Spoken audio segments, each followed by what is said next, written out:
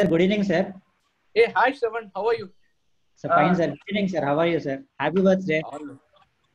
Oh, thanks, thanks. Where are you nowadays? Sir, Hyderabad. Isaac, we sir. are on, Andhra. we are live, sir, now. Okay, fine. Okay, we'll go ahead. Velangini.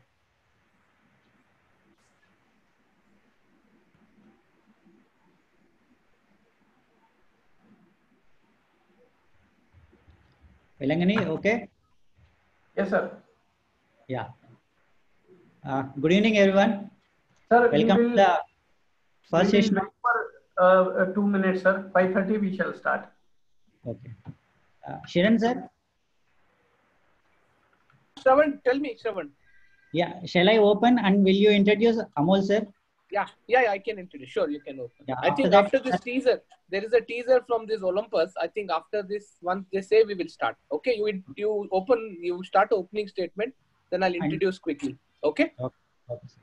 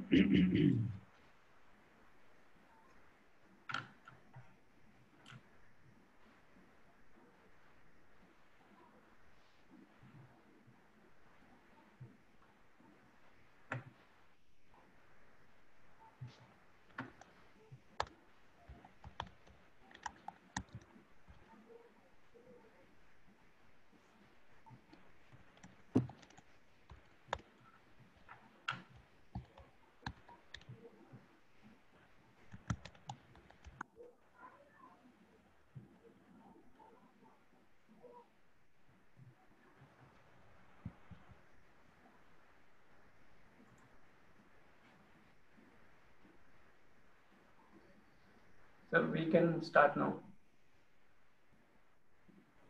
Okay. Good evening, everyone. Welcome to our first session of ESCP virtual classroom. First of all, I would like to congratulate Dr. Amol Bapai, sir, for receiving the best video presentation in DDW and also the best video presentation in notes category for poem with fund application. And today, the first is finding the chosen path at crossroads. Even though there are advances in imaging and device technology, ERCP continues to be the most challenging and subject to complications and procedural failure. And the first and most important step is selective cannulation of the desired duct. And today we are having our speaker, though he needs no introduction. Dr. Shiran sir will introduce Amol sir and we will open the talk. Yeah. Good evening, everyone. Thanks, Shravan.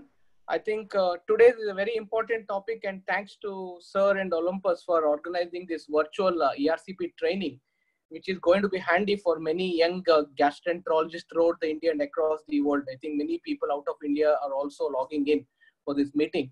And we have a right person, the master, Dr. Amol Bapai, who doesn't require any introduction, but I would like to give, for people who don't know about Sir, I would like to tell a few words that he is one of the senior gastroenterologists with GI Interventional Endoscopist of India, who's based in Pune. He's pioneer in most of the hepatobiliary and pancreatic work. His interest is mainly third space endoscopy. And I think he has done a lot of work on the biliary and hepatobiliary system. So I think he'll be the right person for guiding the young generation gastroenterologists who intend to start. Although I think ERCP has finished 50 years of, I think in 2019, it has finished 50 years since its inception. From diagnostic to therapeutic value, it's very important for a GI or a gastroenterologist to know this procedure. So without wasting much time, I think I would like to invite Dr. Amol Bapai sir for this initial talk. And also would like to tell that more than a gastroenterologist, he is also a good teacher. I think all of us still interact with sir, and I think he's an excellent teacher. So I think this platform will be one of the good platform for young gastroenterologists who intend to start ERCP practice, and also for those who already have started to improve their skills. So, sir, over to you.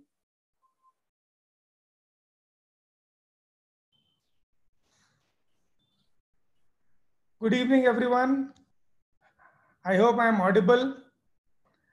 And Yes, sir. welcome to this virtual ERCP classroom organized by Olympus in association with our Foundation for Research and Education in Endoscopy. At the outset, let me thank Olympus for giving us all this platform to organize such a wonderful meeting. And at the same time, let me also, congratulate everyone. At the same time, also take cognizance of the fact that everybody across the globe has really, all the doctors, all the medical fraternity across the globe have been, so much affected, but still have remained so positive during this lockdown and the COVID-19 pandemic.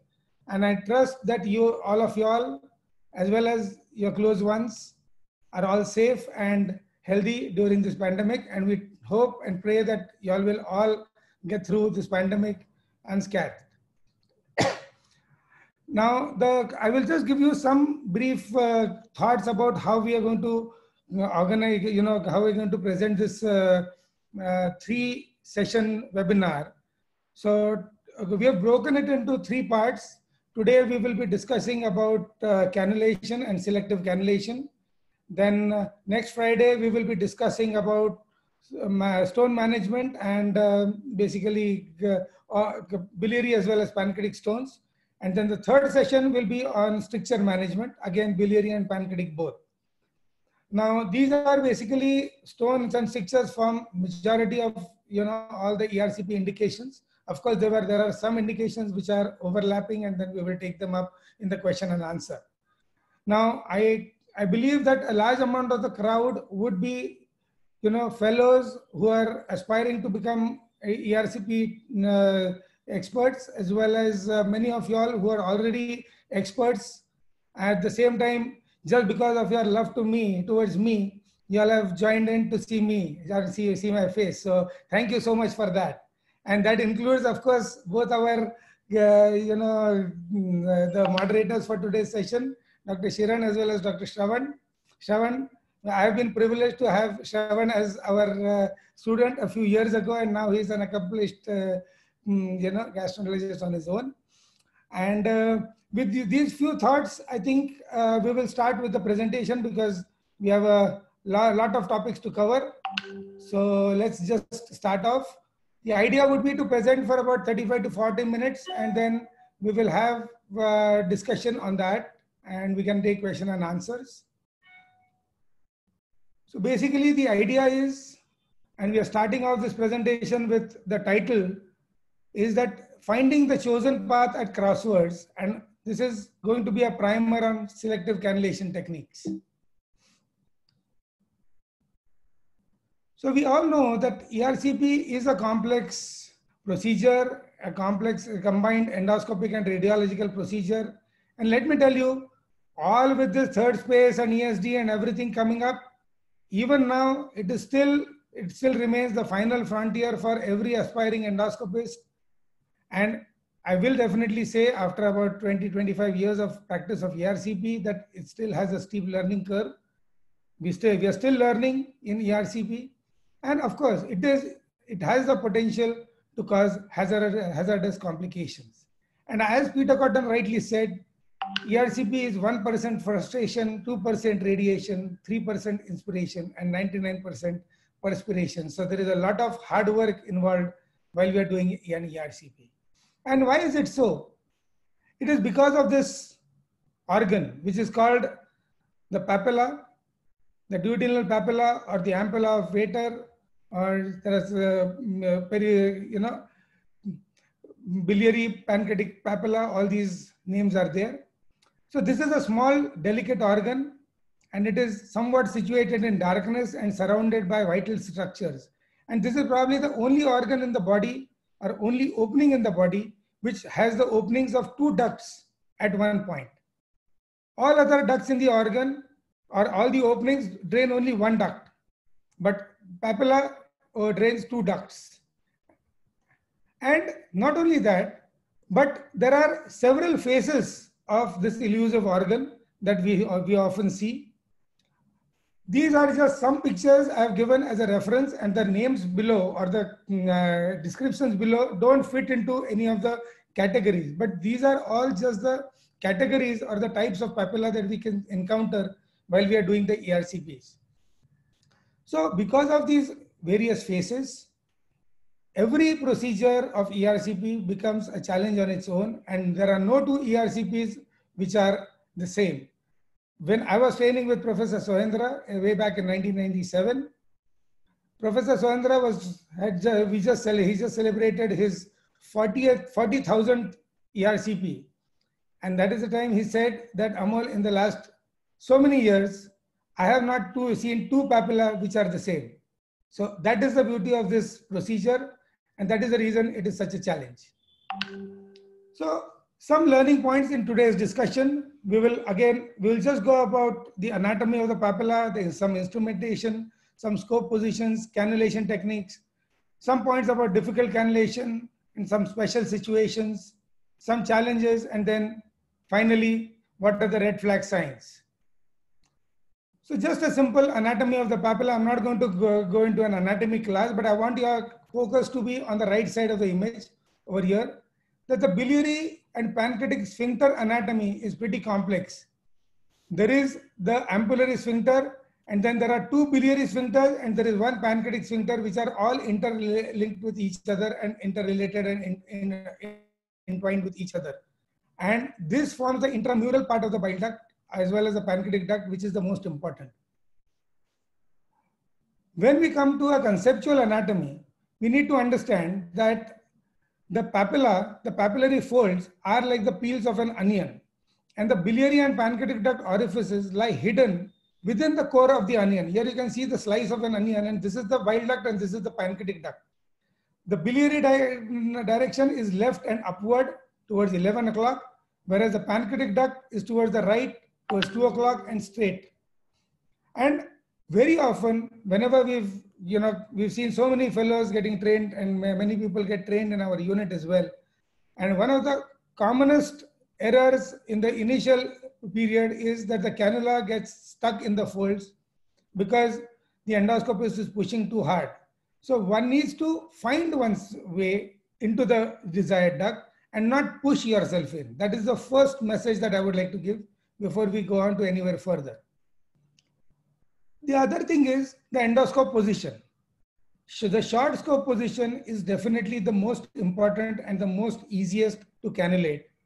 And in fact, there is a study which was published almost about 10, 11 years ago, that visual characteristics of the papilla and just the visible orifice of the papilla and the typical position of the duodenoscope between 90 to 135 degrees has a 96% positive predictive value for ease of cannulation. So that is how it is.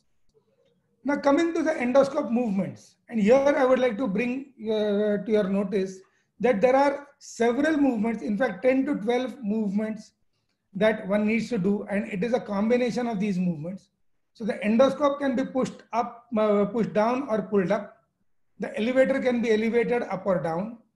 The endoscope wheel can be turned right to left. The scope can be turned right to left as a torque, and the scope can be pushed and pulled. So this is how it is. So the scope tip up and down, actually, when we are doing a scope tip up and down, we go closer to the papilla. And when we elevate, it is just the instrument that moves, but your scope tip remains at the same distance from the papilla. So these are the differences that one needs to understand. Similarly, the scope wheel, when we are turning it right to left, the scope turns and the view turns oblique, so that the papilla, which is 12 to 6 now, will become 11 to 5 or 1 to 7. But when we torque the scope right or left, the entire papilla and the view moves in the same direction, so that we don't change the orientation of the papilla. And when we are pushing and pulling the scope back, that is the time, if it is a bulging papilla, then one has to push the scope in a little bit more to see the orifice. Why is all this important? It is basically because we need to get this angle very straight and very clear, so that your endoscope, the cannulating instrument, and then the direction of the bile duct have to be in one straight, not a straight line, but in a one smooth curve. So there should not be any angulations over here. So that is very important. And this is again a picture which we have taken from, Peter Barton's book. And this is where you can see that pushing the scope down and then your cannula coming up gives you a direction towards the bile duct. And these are so many movements that are possible. The scope up means towards the papilla, scope down means away from the papilla, and whereas the elevator up and down moves this way. There is another important thing that is important to understand is the orientation of the cannulation. So this is the papilla.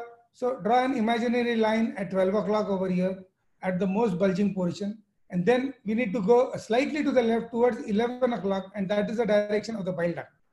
Similarly, for the pancreatic duct, you have to go towards the right side, towards 1 o'clock or 2 o'clock, and then in a more straighter direction, then we will get into the pancreatic duct. Now coming to the instruments, cannulas, there are several types of cannulas which are available, but nowadays, most of us use sphincterotomes, and it is our preference in our unit to use a short nose standard tip sphincterotome. There are several sphincterotome designs available from various companies, and I would not want to go into the details. It is more of a choice, a matter of personal preference, along with some specific advantages of each one of them. So that is probably for a later date. Then coming to the guide wires, we have the VisiGlide from Olympus. Then we have the Boston and the Cook wires, so many of them. But let me tell you, after so many years of practice, we still believe that the Terumo glide wire is still the final word. And this statement comes with an apology to Olympus. But very sorry, but what is the truth is the truth. We still prefer the Terumo. Of course, the VisiGlide is a very good wire. In certain situations, we do like it and we use it very routinely in our unit, but still Pathfinder is the Terumo. Then, as I mentioned, the direction of cannulation is towards 11 o'clock for the bile duct and 2 o'clock towards the pancreatic duct. Now, we need to understand this very clearly. A standard cannulation, we are starting a standard cannulation. The scope is in a short loop position and the papilla has to be brought end face in the picture frame. If you draw a cross on the picture frame, the papilla has to be in the center, slightly above the midline. That is what their ideal position should be. Then the second thing that one needs to do is we need to imagine the course of the intramural bile duct. So the intramural bile duct, this is the bulging portion which is hosting the intramural portion of the bile duct. And then what is important is using our instrument, we need to bore the instrument so that we follow this direction upwards and then we try to cannulate. So therefore, we have to cannulate using a curved instrument and direction is important. So here you can see, so we are engaging first, then we're lifting the roof and then torquing the scope slightly to the left, bowing the sphincterotome and finding our path, just gently probing. We're not pushing, gently probing. We're trying with the guide wire and then finally at one point, pop, it just goes in. And that is how your cannulation should go. One should not get too much of pushing and all that. So usually this kind of a situation is successful in 80 to 85% of the times. You don't need anything extra. But sometimes there is a stricture, it's even more difficult, and that is where we need to use the guide wire. And this is where the Terumo really comes handy. The papilla is very small. You can see that barely the tip of the sphincterotome gets inside. And one needs to twirl the wire. Now, probably I will just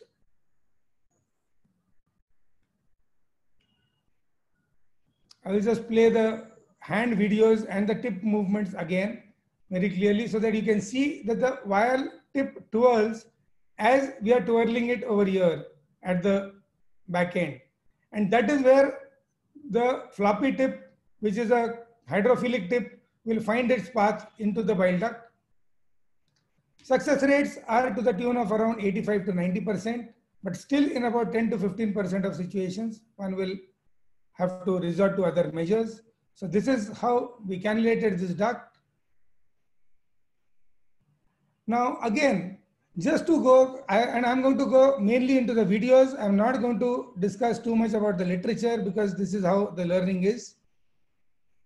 So correction of the direction. So I'm just going on this video first. End-phase papilla, but here we can't get it so end-phase, it is higher up, you can see that. So we are engaging the sphincterotome and we are bowing it. And then now we are pulling the scope back a little bit and we are going very close, and then we got in over there. So elevate, engage, then bow the instrument, up wheel, and anti-clockwise torque often helps, and then the left wheel in addition, and then one needs to unbow and push. Here you can see it better. We are engaged, bowing the instrument. Now here you can see anti-clockwise torque, and then it gets you into the bile duct.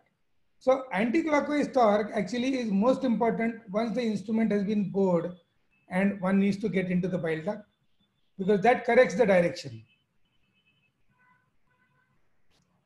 When we have a bulging papilla, things become a little bit different because you have to get under the papilla to identify the orifice. We are slightly under the papilla, and then you bow the sphincterotome and then go upwards in a very up direction to get in. Whereas in a flat papilla, this is a very flat papilla, you can see that. We go with the tip of the guide wire. And as soon as we have engaged, what you see, we have bowed the sphincterotome because the common channel is very short. So if you go straight, we are more likely to get into the pancreatic duct. But we bow it and then we get into the bile duct.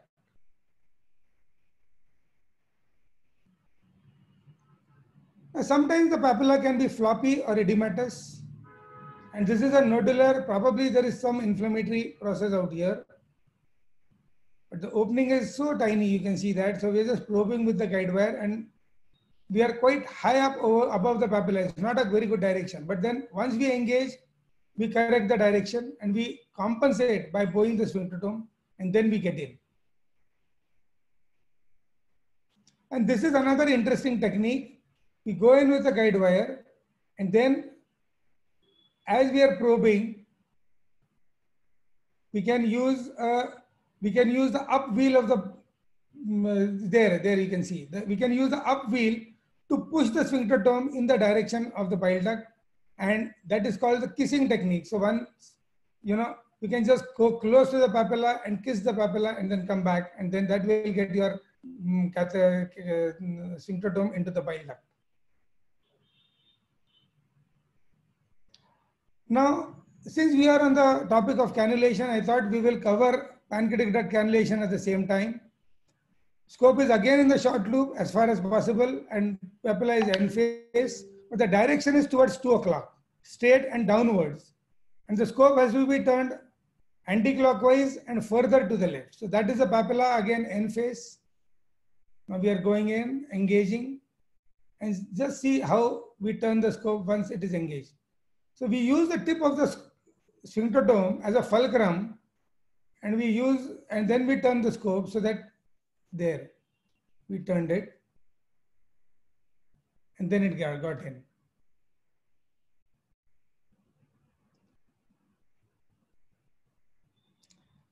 In this video, you can see it better actually, where we have to bend it further and turn it even further to the left.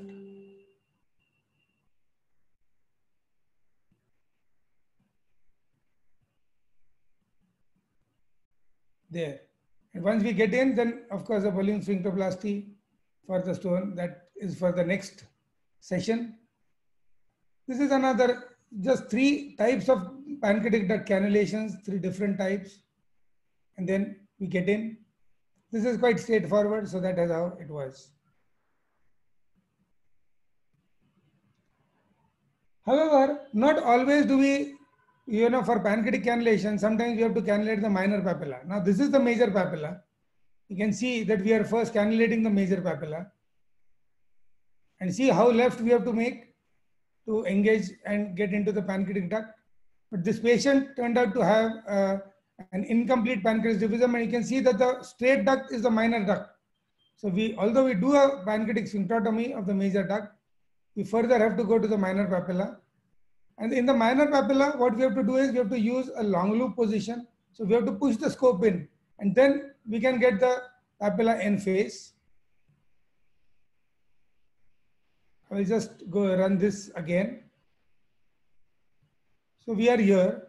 The minor papilla now, the thing is that it is a very tiny orifice, and usually your sphincterotome tip will not engage. So you have to go with the guide wire tip, or sometimes you can use an ultra tapered cannula. So that is important.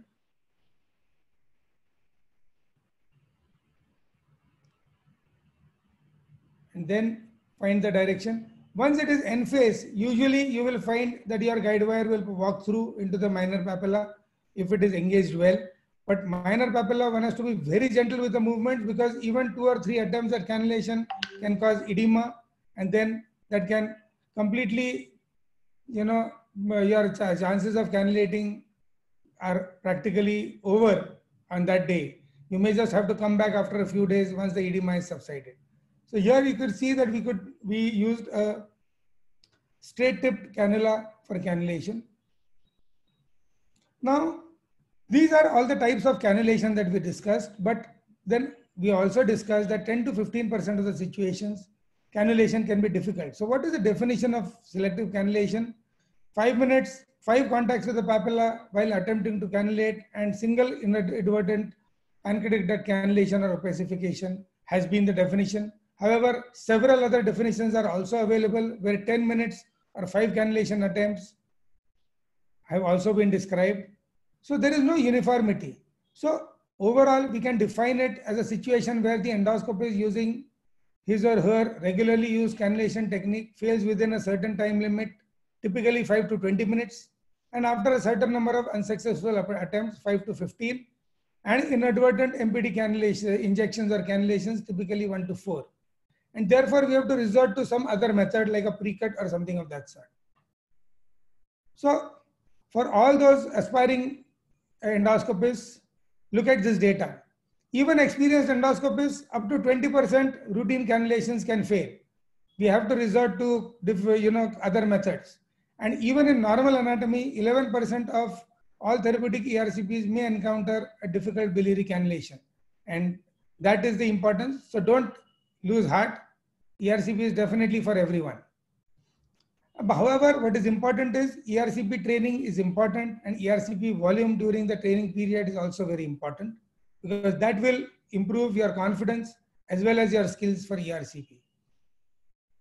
Several factors are important. Patient factors, where the size of the papilla and morphology, anatomical variations, as well as disease-specific factors and iatrogenic factors are also important. And all these lead to the situation where we have to resort to something which is more difficult, more challenging, and that is the pre-cut. So what is pre-cut? Pre-cut has been defined as a sphincterotomy or a papillotomy, but actually pre-cut is an accessotomy. We are trying to gain access into the bile duct or even into the pancreatic duct on some occasions. And what it involves is layer by layer de-roofing of the papilla, exposing the salmon pink biliary epithelium, and then an intentional and reliable cannulation of the bile duct or the pancreatic duct, whatever the case may be. Prerequisites of a pre-cut are that one has to understand the internal and the intramural anatomy very well, and the cut has to be clean rather than jerky, and direction of the cut has to be in one direction, and judging the cut, the depth of the cut is most important, because otherwise one can land up with a perforation. So these are a few pre-cuts which I am going to demonstrate. Now this is a papilla, looks pretty straightforward, but we couldn't cannulate that. So we start at the orifice. The needle knife is the most common instrument used for pre-cut, although the Sohendra pre-cut knife is also preferred by some. So it's a layer by layer de-roofing of the papilla.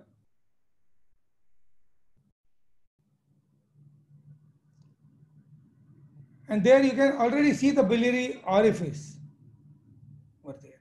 So now you take the tip of the guide wire and then cannulate through that orifice. and you get in. This is another papilla. Here you can see that the direction, the papilla is a little bit obliquely situated. So the direction of the cut is going a little bit towards 2 o'clock or 1 o'clock at least. But the papilla is actually forward facing and falling down a little bit. So the bulge is slightly on this side. One has to cut on the most prominent portion of the bulge. That is most important. Still over here, we have kind of sliced the mucosa away, but that is the biliary epithelium and the biliary duct, and there we get in. Okay. And this is the third variant. Difficult position.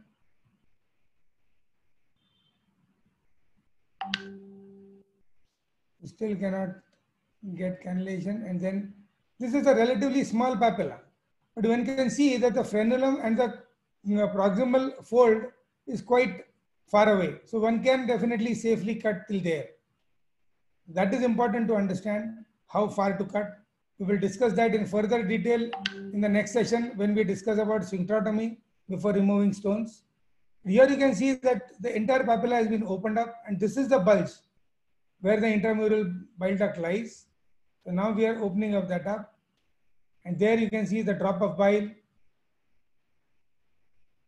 Then we can get in. So pre-cut is a very specific and an accurate technique where you have to identify the layers very carefully. You have to dissect carefully, identify every structure, and then intentionally direct your cannula into the bile duct. That is what is important.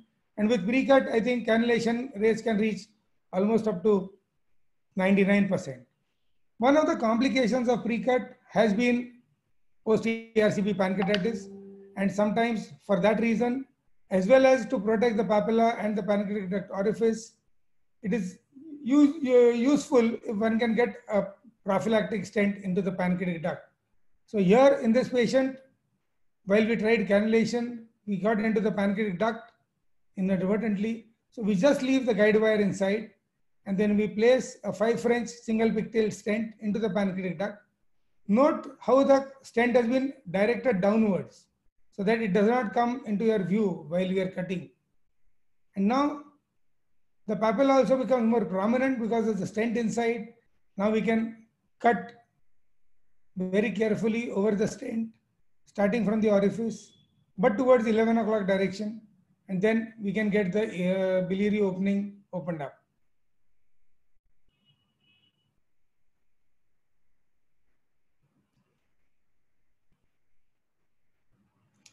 Now, pancreatic duct stenting or even a double wire technique for the for biliary cannulation is an important technique, because once we have secured the pancreatic duct, your second wire is more likely to enter into the bile duct, and that is very important. One can either secure it with just the guide wire, or one can even place a 5 French or a 3 French stent into the pancreatic duct. We usually prefer to place a 5 French stent rather than a 3 French stent, because the 3 French stent goes only over a 0.18 guide wire, and there we do not have a floppy tip guide wire in that series. A 5 French stent is very useful in this situation. Now, pre-cut, can it be done only for the bile duct? No. This is a pre-cut for a pancreatic duct actually. This was an impacted stone at the pancreatic duct orifice with patient presenting with severe pain. And then we perform a pre-cut. Patient also had jaundice because of edema, but no stone in the bile duct.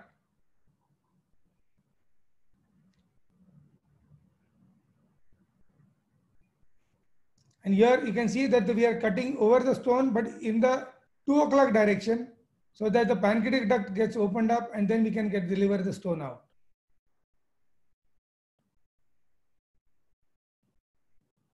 Okay. So pre-cut, it was mentioned by Professor Peter Cotton many years ago that it is a dangerous technique for the beginner.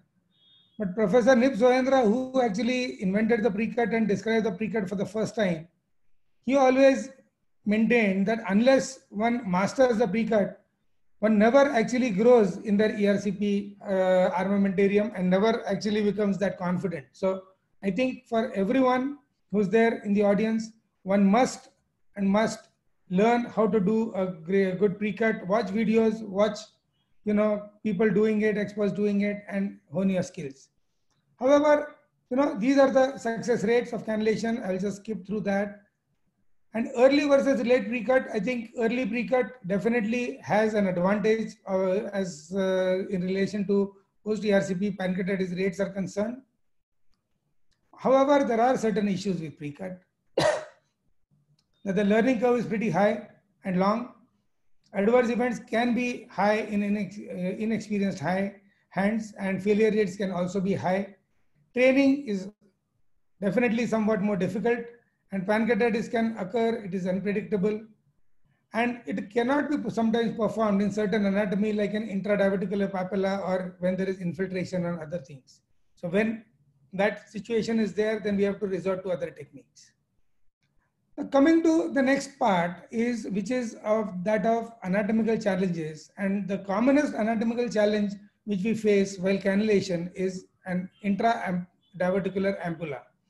We also have some altered anatomy or duodenal stricture and ampullary infiltration that can occur, but intradiverticular papilla is the commonest one. So what happens when the papilla is situated within a diverticulum? What happens is, because of the diverticulum, the bile duct becomes straighter, and therefore the angle becomes much wider. Because of that, it is easier to cannulate with a straight instrument rather than a pre-curved instrument like a sphincterotome.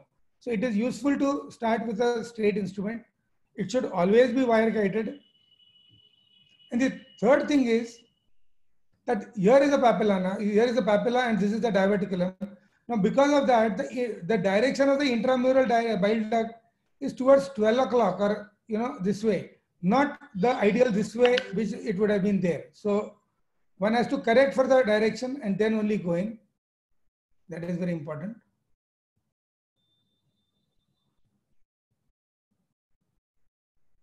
There immediately we get in, and in fact it is easier to get into the bile duct once you are in a proper direction, because the biliary sphincter is quite lax usually. However, sometimes you cannot see the papilla at all because the papilla is turned inside. There we use a forceps, a mini forceps, to bring out the papilla, turn it out, and then we use a straight catheter to cannulate, which is preloaded with a guide wire, and then we get in.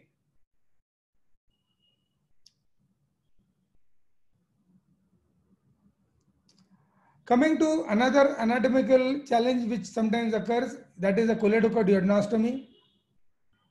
You will find this usually in the first part of duodenum, and once you locate the orifice, cannulation is usually easy. You can do it with a straight instrument, and dilatation of the stoma is important before any other therapy can be planned.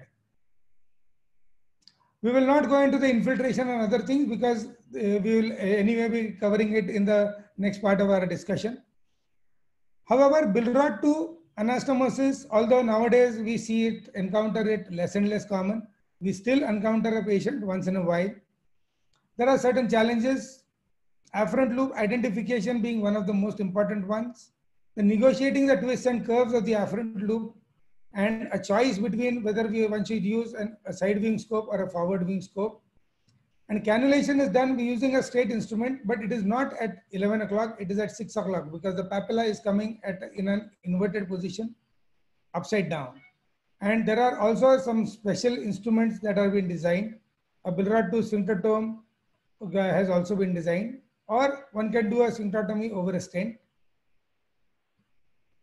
Steps of the ERCP and cannulation are exactly the opposite. That is important. So this is a Billrod 2 cannulation using a side wing endoscope. So it is important to notice that we have to slide past the mucosa. We may or may not be able to see the orifice. The elevator has to be down. This is a straight instrument, and we are pushing down on the cannula as we are trying to cannulate so that we get into the bile duct. and then we do the subsequent intervention, that is a sphincterotomy being performed using a B2 sphincterotome. And alternatively, we can also use a forward wing scope if one cannot reach the papilla using a side wing scope. Now, this is a patient with a CS stomach, and then we get into the afferent loop and find our way towards the papilla. One of the challenges of the forward wing scope is that there is no elevator, and therefore holding onto the guide wire becomes a significant challenge, and you might slip, the wire might slip out if you or your technician are not familiar with this problem and are not aware of this. So one has to be extra careful. Sometimes if the afferent loop is quite convoluted, one has to use a forward wing endoscope, but that is how the papilla will look.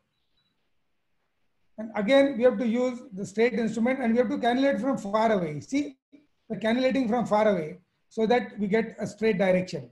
If we go very close, we will get an upcurve direction where we will enter either into the PD or we will not enter anywhere at all. There you can see that correcting the direction is, of course, the most important.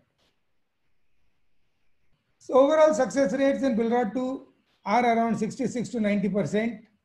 However, they have been shown recently to be lower also, and complications can occur in about 5 to 18% of patients. However, if all these techniques fail, what do we do? Now, although this is not technically just cannulation, but this is definitely one methodology that all of us should be aware of, that an EOS guided approach can be utilized when all other methods of cannulation fail. And that is because on EOS, we see the dilated bile duct in very close proximity from the first part of the duodenum, the duodenal bulb. We can puncture using a 19 gauge needle, inject contrast, take a cholangiogram, and then pass a guide wire through the papilla into the duodenum. Once the papilla is in the guide wire is in the duodenum, one can either retrieve the wire or just go alongside the guide wire and cannulate the bile duct. One of the two methods. So one can either retrieve the guide wire and go over the guide wire, or here, as you see, one can go alongside the guide wire to cannulate the bile duct and then perform the subsequent intervention.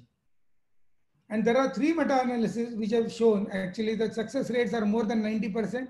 However, adverse events to the tune of 20% can occur.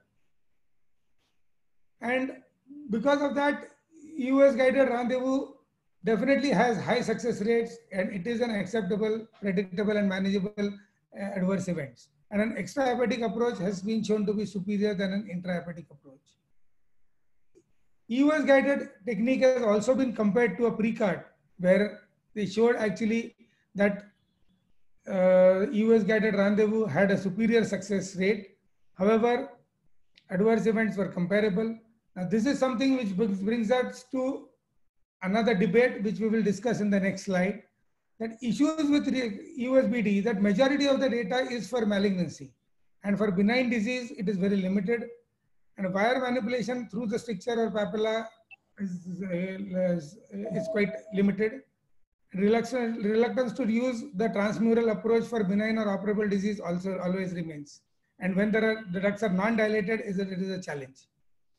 So, as far as possible, it's a benign disease, then we prefer a pre-cut, but for malignancy, we can choose a EOS guided approach.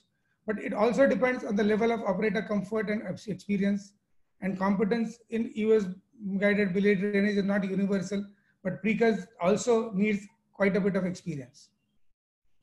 Another important fact which I would like to point out before we close this session is use carbon dioxide for all your ERCPs now. It reduces post-procedure pain, distension, as well as if there is a complication, particularly a perforation, it provides you with a margin of safety. Post-ERCP pancreatitis, papillary cannulation attempts, methods of cannulation, time to cannulation, and all 3 are very important. And prophylactic pancreatic stent definitely has an improved rate, although it is still higher than not cannulating the pancreatic duct at all. So one has to be careful. in situations when we anticipate that cannulation will be difficult, can cannulation attempts be minimized so that morbidity or the difficulty can be reduced? How can we do that? We can either resort to an early pre-cut, we can do an EOS guided biliary drainage. The patient can also undergo a PTPD, or we can also look at doing a second look ERCP. Depends on the local available expertise, training and comfort level of the endoscopist and the team, and also the primary indication for the ERCP. However, a second look ERCP is definitely something which is useful. Higher success rates have been documented and no increase in adverse events because of additional procedures. And the time duration should be about 4 days. So this is a suggested algorithm where if it's a benign disease, one should try to do an ERCP guided approach as far as possible, or at the most an EOS guided rendezvous.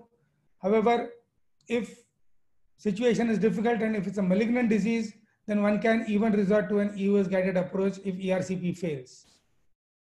However, this is the slide from one of my recent presentations, which I gave last year, where I was asked to talk about selective cannulation, whether it matters, whether it is persistence, science, experience, or wisdom. And these were my answers to it.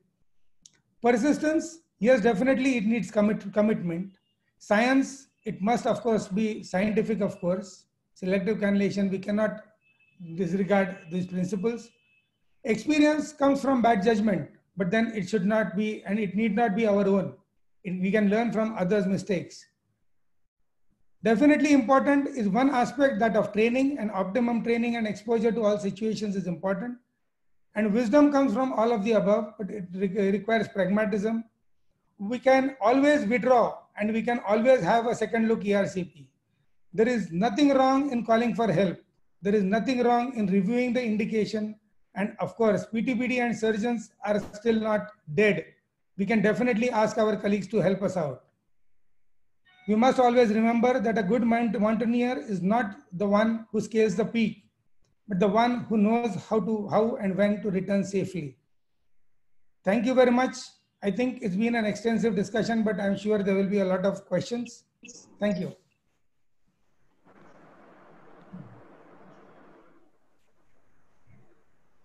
Thank you, sir, for this fantastic and masterly presentation. I think all of us will agree that you made the presentation so simple and you made it show that it appears that ERCP appears to be simple, although it is not in clinical practice. I think there are few questions which I think we'll take up, sir. I think one, Dr. Abhinav Kumar wants to know any difference between the transpancreatic septotomy and fistulotomy in difficult cannulation. Right. So obviously these are all, methods. And transpancreatic septotomy, actually, I am not a very big fan of that. That is the reason I did not include it in this. Because you must remember that in about 10 to 15% of the patients, the septum between the biliary and the pancreatic duct can extend beyond the intramural bile duct and the intramural portion of the papilla. And in that situation, if we try to do a transpancreatic septotomy, one can land up with a perforation. So that is a little bit difficult. However, a fistulotomy is useful, particularly in situations where you have an ampullary tumor or an impacted stone, where you can open up, you can just puncture the dilated bile duct above the ampullary obstruction and one can get in. So that is useful. Right. I hope I answered that question. So. Yeah, I think so. You made it clear, sir. Dr. Ravindra wants to know any particular guide wire for minor duct you would prefer. Guide wire, it is Terumo. 0.032 Terumo, I would recommend. 0.035 is not very useful because it does not rotate that well through any of the commercially available sphincterotomes. And 0.025, it is not very easily available. If you can get a 0.025, you can use even an ultra taper sphincterotome or a cannula to cannulate your pancreas, minor duct. You can do that. But Terumo definitely yes. Sir, one Dr. Chirag also wants to know any tricks for cannulation for pre-cut in distorted ampulla. Okay, so distorted ampulla, now the thing is that what do we mean by distortion? It can be infiltration because of tumor, in which case probably a pre-cut is not the way to go. One cannot do a pre-cut at all, because if one cannot understand or evaluate the anatomy itself, then I would not recommend doing a pre-cut in that situation. That is definitely there. If it is just edematous or obliquely placed or a little bit on one side, on the right wall or the left wall, then probably adjusting the endoscope position to get the papilla face on is something that can be done. However, if there is infiltration or complete distortion of the anatomy, then one cannot do a pre-cut. That is what I would say. So another interesting question, I think, from Dr. Sunil Bhatt. He wants to know about the fellow trainees and about their training on basic ERCP technique in their training, DNB program training, or what exactly is the thing, or who, to add on to that question, I would also like to ask you, who should start, like who can start ERCPs independently? Well, that is a little bit of a tricky question, Shiran, because I don't want to, difficulty or trouble with any of the organizations or the authorities. At my level, I would say one thing, that DNB or DM fellows should definitely have some exposure to ERCP. At the same time, it should probably be in the last term of their 6-term training, probably before that, or maybe max last 1 year of their training. See, we must understand one thing, that gastroenterology or DM gastroenterology or DNB gastroenterology encompasses all of gastroenterology, which includes clinical gastroenterology, hepatology, and interventional endoscopy. Now, these 3 branches in gastroenterology are very clearly defined now, and it is not mandatory that each one of us has to do everything. And probably the candidates needs to select which direction and which path to take once he has completed his DM or DNB training. And if the candidate feels, and if his guide and the mentor also feels that the candidate has the prerequisite hand skills as well as the intention and the interest to pursue an interventional branch, then probably it should be encouraged, definitely. But some people work more with their brains, and some people work more with their hands. And if that is, both are equally important for the society. We need to remember that. Good, sir. Thanks for that advice. I think Shravan has some questions for you. Sir, one important question by Dr. Nachiket. Looking at the papilla, can we decide whether we should do pre-cut or induce? So I think you have shown the various types of papilla in one of your slides. Just you can show that and which instrument you can use for each type of papilla. So I think you can answer this question. Okay, give me a minute to open the presentation again, and I will probably do that.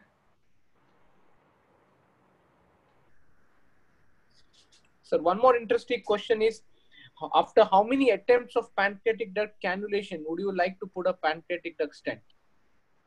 One of the viewer wanted to know. I'll just answer your question first, and then we go to these papillas. Nowadays, even a single cannulation, if our guide wire has gone in deep enough, we will just put in a 5 French pancreatic stent and come out. We will not wait for a second attempt to go in. We will at least leave a guide wire inside, but we will preferably put in a 5 French stent and come out, because second time you may not enter, but that single time which you went in could be enough to cause pancreatitis in that patient. That is how, right. So actually speaking, most of these papillas can be attempted with a standard cannulation. This, I'm sure a standard cannulation will work. This too. This one, probably a standard cannulation will work, but may require a pre-cut. This is a tricky papilla, but it does look open, so one should try standard cannulation. Here the orifice is very small, so one will have to go in with a guide wire tip. I don't think we can engage the sphincteromine. This one, we can try as a standard cannulation, but it may require a pre-cut because the angle is quite sharp over here, and because of that, our sphincterome may not be able to enter. This is a bulging papilla, and very likely this bulging papilla we can go for a pre-cut. As I would show you this last one, here you can clearly see an impacted stone over here at the orifice. Now here is one papilla which one should not waste time trying to cannulate with a guide wire or a sphincterotome. Here one can straight away go for a pre-cut. These two are intradiverticular papillas, so approach them with straight instruments preferably, because you can see that the transmural portion is straight deep inside and it's not curved upwards. Here also it is not, just barely curved upwards. So a straight instrument will work over here. And pre-cut in these two situations should be avoided as far as possible because we are working in a diverticulum. So does that answer Nachiket's question? Yes, sir. Yes. Okay. Right.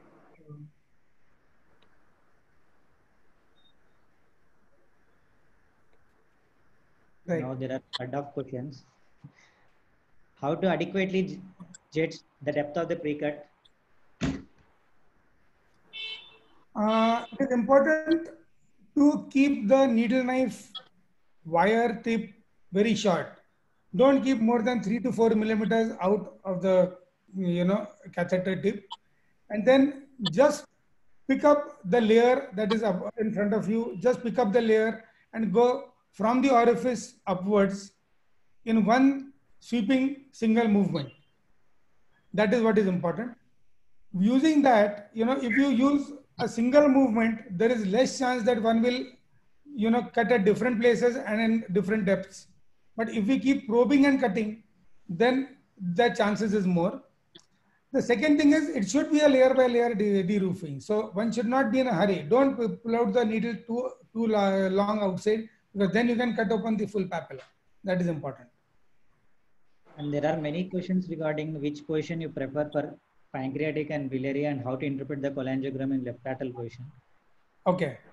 So for distal bile duct, a left lateral, interpreting the cholangiogram in left lateral is usually not a problem.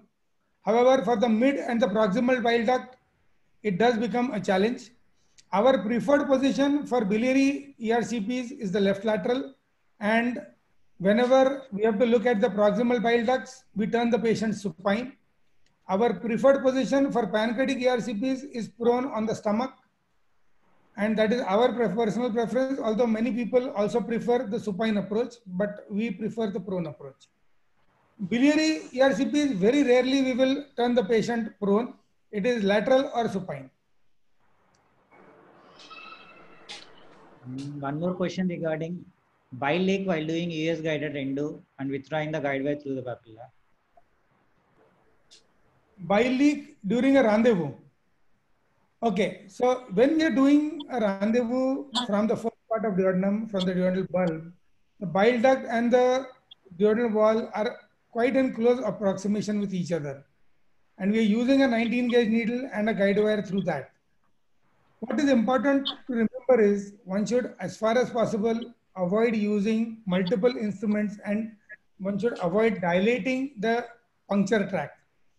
If we can use the needle as a guide and turn the guide wire through the papilla into the duodenum, that is the best way. And we should definitely try and avoid using a cystotome to direct the, to create, dilate the tract, as well as to direct the guide wire across the papilla. Because once we have used cautery, the chances of leak are there. But if we use only the needle, then the chances are very minimal. And which pre-cut you prefer, from above down or below up? Almost invariably it is below upwards. There is only one person whom I know does it from above downwards, that's Dr. G.V. Rao. And he does it fantastically. So no comparison to him. So hats off to him. So that's there.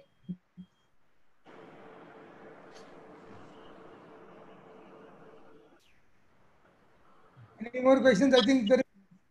Yes, sir. Yeah, Yes, most of the questions I think sir has answered in his slides. I think most of the questions you have answered, sir. And one thing is, to prevent post ERCP pancreatitis, do you have to give the rectal suppository for all patients or only for high risk patients, sir? What's your take on? Okay, so the protocol in our unit is that all high-risk patients receive a rectal diclofenac suppository even before they are taken into the endoscopy room. But that is only for high risk. All other patients, the first inadvertent pancreatic duct cannulation, they get a rectal suppository. And all of them are put lactated ringer solution, even before the ERCP, and usually for 30 minutes to 1 hour before the procedure, they have received about 200 to 300 ml of lactated ringer solution. So that is there. That is the problem. So when does the consult? Yeah, Shravan, go on, please. One more question regarding a particular situation. How to proceed with cannulation in a patient with situs inversus?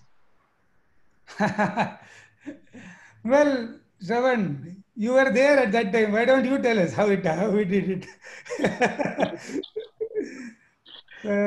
We have to put the patient in a right lateral position and do the entire procedure, practically in a reverse fashion.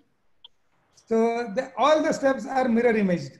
So that is how it is. Probably we will upload that video on our YouTube channel for people to watch, and then they can comment on it. They can watch it. And that will be great, sir. Sir, one question was there. What you do when you have an unstable scope position? Sometimes we have an unstable scope position. Any tips or trips or techniques where you try to maintain, or any other options? Well, the first thing you do when you feel that your scope position is unstable is turn the fluoroscopy on and make sure that your scope is in a truly short loop position. Because very often the most common reason why your scope is unstable is because one has not withdrawn the scope completely and one has not shortened the scope completely. So that is the most important. Nevertheless, of course, we all know that the papilla, the position can be very tricky and it can become very unstable.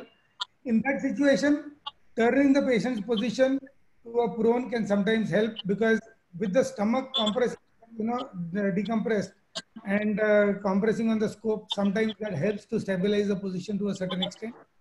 And another thing is sometimes one may need to ask one of your assistants or some person to hold on to the scope, but that is the last thing that we would do. Locking the scope wheels is something which I definitely try and avoid to do as far as possible, because one needs very micro movements when one is trying to cannulate. So locking the wheels should be avoided, and even if one has to lock for a short duration of time till you finish that step and then unlock it again. Otherwise, you may still land up with a problem because the position is keeping on changing. So you cannot have this thing.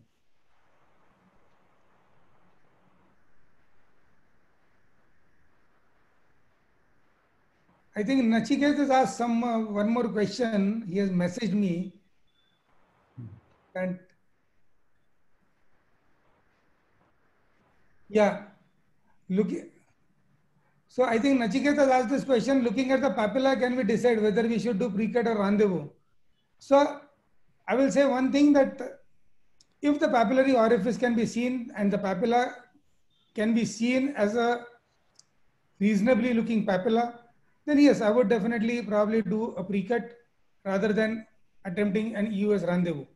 However, if the papilla is totally infiltrated or there is a lot of edema, then probably that is not the papilla, or it is not very well seen. If it is completely introverted and it's retracted inside and you can barely see the papillary orifice, then that is not a papilla for a pre-cut, and probably one has to consider doing a rendezvous. I hope that answers your question, Nachiket.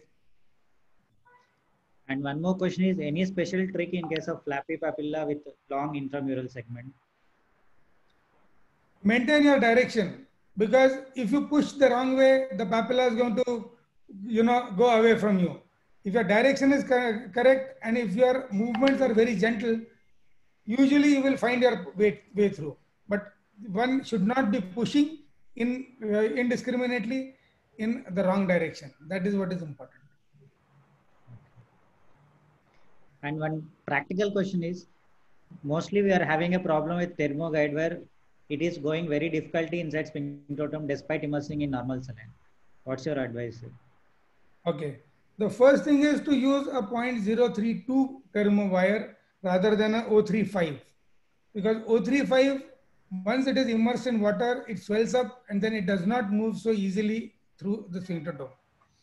The second thing is Terumo wire has a short shelf life after it is opened. Yes. So once it is opened, it can be used for about 2, 3, 4 days maximum, say about a week, but not more than that. Because if you keep it, you can dry it, clean it, and keep it for more than a week, it will dry up and then it will lose its properties. So it depends on how many procedures you're going to be doing during that week or during those 2, 3, 4 days. Otherwise, reusing the wire can become a challenge. Because one of the biggest problems that we face is because of the reuse of the guide wire. So that is a challenge. So one should use a new wire if you feel that it is not moving well.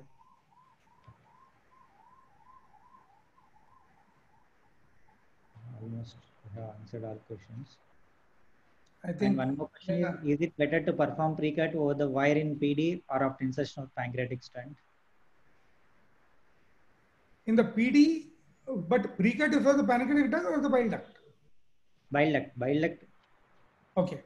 So see, I would not intentionally cannulate the pancreatic duct in order to get a guide wire or a stent in the pancreatic duct before doing a pre-cut. However, if there has been an inadvertent cannulation of the pancreatic duct, we will place the guide wire, we will place the stent, and then we will proceed with the pre-cut. But if you are not getting into the pancreatic duct, don't try hard to get into the pancreatic duct just to put the stent before you do the pre-cut.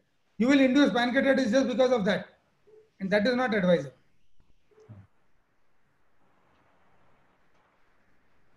Right.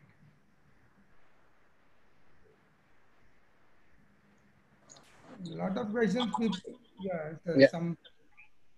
Some are repetition. I think most of them you answered on the during presentation. Yeah. So I think Tarun George has asked this question again. After engaging the papilla, what technique do you lift to lift the papilla orient in the right direction? So as I mentioned, Dr. Tarun, after engaging, elevate the elevator to lift up the roof. Your scope tip wheel should be turned towards up, and torque the scope in the anti-clockwise direction, and then further tip up with the scope, and if required, left with your small wheel. These are the things.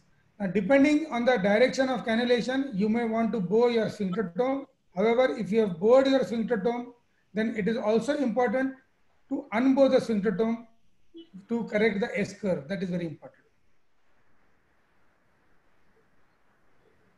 Sir, Kapil Sharma has got a question on the left for the use of left torquing for biliary cannulation during negotiation into the bile duct. And right. What is the trick of biliary cannulation in a very floppy papillae? Yeah, I just mentioned just now, I think Shravan asked me this question. I think you had dropped off for a moment. Oh, maybe. Okay, sir. Yeah, floppy papilla, gentle movements and correct direction is what is going to get you through. Okay.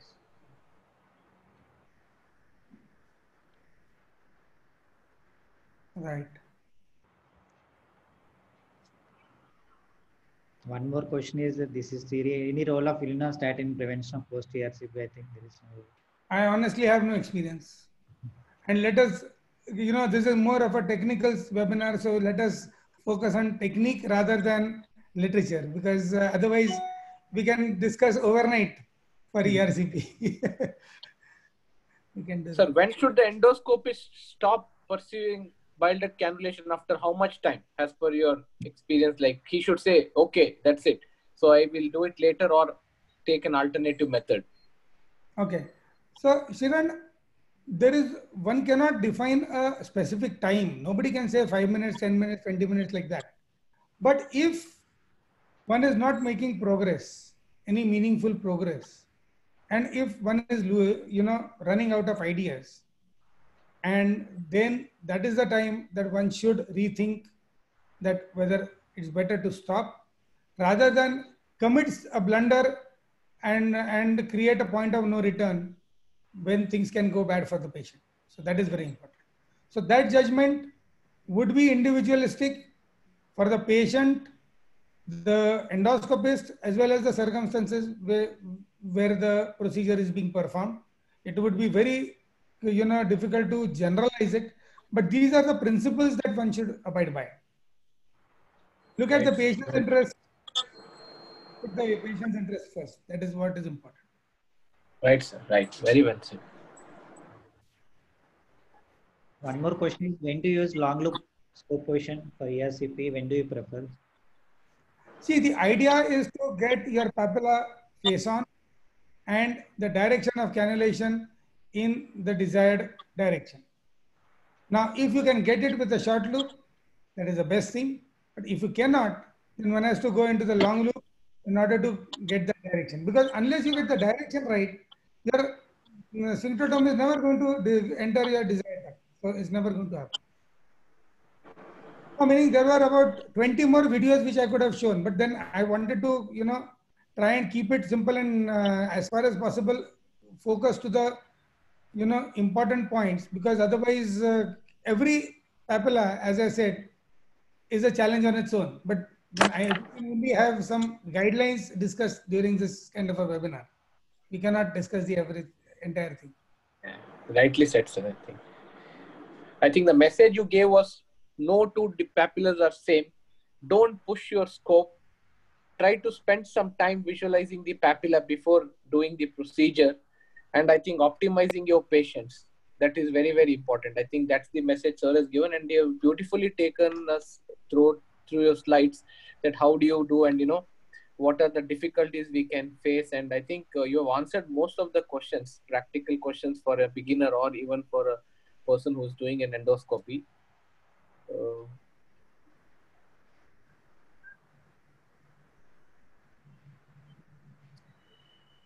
Shiran, is there? I think, yeah, sir. I think most of the questions you have answered actually, sir. Means during your presentation, right. There's nothing new. I think Shravan has any questions? Any new questions? Any particular tips for pancreatic head mass patients for biliary cannulation? Right. So pancreatic head mass patients, very often there will be some edema and lymphedema at the papilla, and the papilla can sometimes be cicatrized and retracted a little bit. And because the distal bile duct is empty and the stricture is tight, it's difficult to get in even with a hydrophilic guide wire. But I think, one has to follow the same principles, the same basic principles of direction and, trying to negotiate the, common channel into the bile duct. And if that doesn't work, then sometimes a pre-cut may be required. That is also important. And one can go ahead with that. I think you have answered almost all the questions, sir. Yeah. Okay, I think we are already overshooting. Yeah. So overshot the time by 10-11 minutes, and I think I'm sure most of us would want to, attend the best of DDW as well, which starts at 7 o'clock. So we can probably, if all the questions have been taken, then we can conclude this session. I would like to thank Shiran, you as well as Shravan for moderating, for being excellent moderators and raising very pertinent questions. Yeah.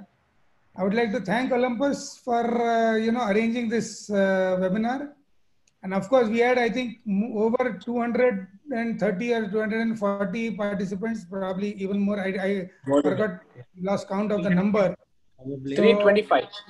More than 300. 325, sir. More than 325. 325. I would just like to announce one thing that, once all these presentations, all these 3 sessions are concluded, then we will be uploading all these recordings onto our YouTube channel, the Free Endoscopy YouTube channel.